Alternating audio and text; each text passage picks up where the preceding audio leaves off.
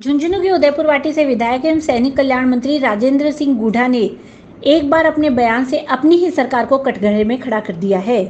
साथ ही आरपीएससी पर भी बड़ा आरोप लगाते हुए कहा कि आरपीएससी के रवैये और खराब ढांचे के कारण नौकरी की आस देख रहे युवा अपनी जान दे रहे हैं।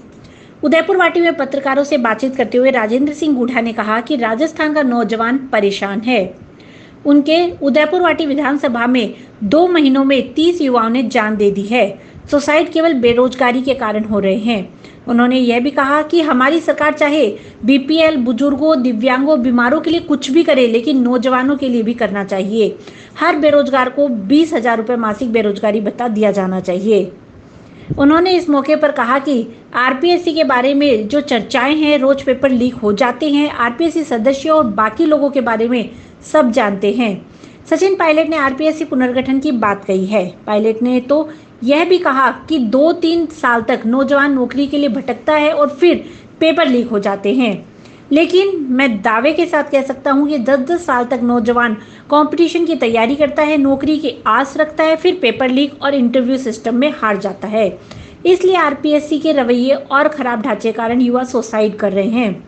उन्होंने कहा कि आने वाले चुनाव में 18 से 36 साल के युवा चुनाव का फैसला करेंगे। यदि नौजवानों की परेशानियों को दूर नहीं किया तो आने वाले समय में सभी को पता चल जाएगा।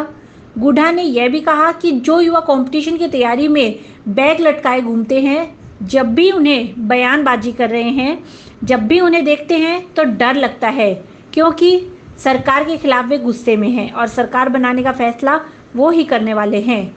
आपको बता दें कि गुढ़ा इन दिनों पायलट खेमे में हैं और लगातार सरकार के खिलाफ बयानबाजी कर रहे हैं। दिल्ली में पायलट गहलोत की सुलह बैठक के बाद यह पायलट खेमे की तरफ से किसी नेता का सबसे बड़ा बयान है, जिसमें अप्रत्यक्ष रूप से गुढ़ा नौजवानों की बात कहते हुए कह रहे हैं कि यदि नौजवानों की सुध नहीं तो सरकार आना मुश्किल क्या नामुमकिन है।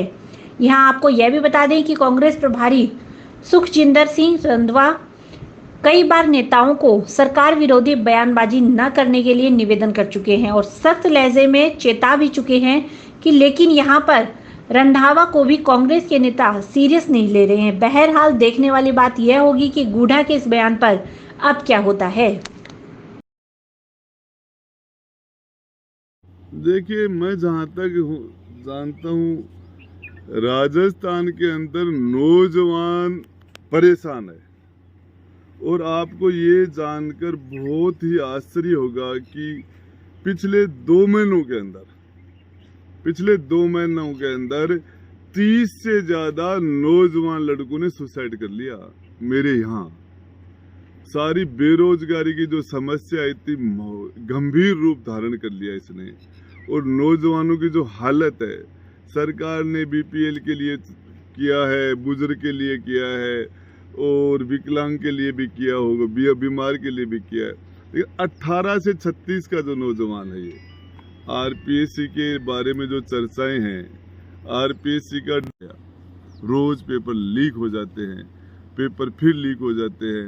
आरपीएससी के अंदर इंटरव्यू के अंदर जिस तरीके से सिस्टम चल रहे हैं और जिस तरह से आरपीएससी के सदस्य और बाकी के लोग अलग अलग तरीके से, तो मैं ये पायलट साहब ने जो मांग उठाई कि आरपीएससी का पुनर्गठन होना चाहिए।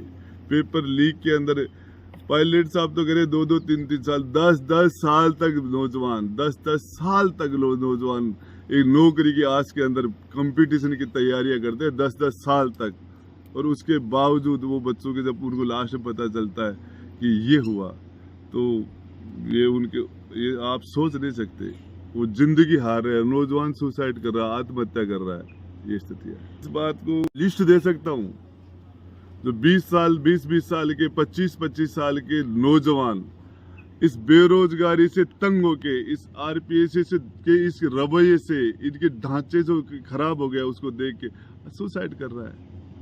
अब उसके बारे में हम क्या कह सकते हैं साहब? वो तो मेरे लिए भी कल कोई कह देगा ये बात कि वो ये है, लेकिन सच्चाई है कि 18 से 36 साल का जो नौजवान आने वाले चुनाव में फैसला कर देगा।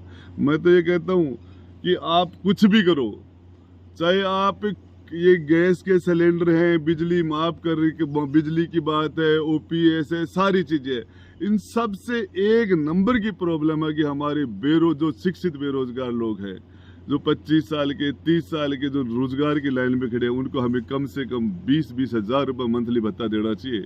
20-20 आपकी कोई भी मजबूरी हो करना चाहिए, और ये देते पता चल जाएगा आने वाले टाइम में सच्चाई क्या है। देखिए, हम मंत्रिमंडल की मीटिंग में मैंने कहा था कि नेताओं का व्यवहार वो काउंट होता है। ये आचार संहिता लगने से पहले की स्थिति और होती है, आचार संहिता लगने के बाद की स्थिति अलग हो जाती है, और इसमें सभी सरकारें अपनी तरफ से अच्छी कोशिश की है। इस हमारी सरकार ने भी अच्छी कोशिश की है, लेकिन मैं जहां तक है कि ये नौजवान के लिए हमने जो किया वो पर्याप्त नहीं है। ये नौजवान जो राजस्थान का है 18 से 36, ये गुस्से में है। ये 2 डबल डस की जो ये गले में डाल के थैले और बैग ये घूम रहे हैं ना जो सड़कों के ऊपर, इससे डर लग रहा है।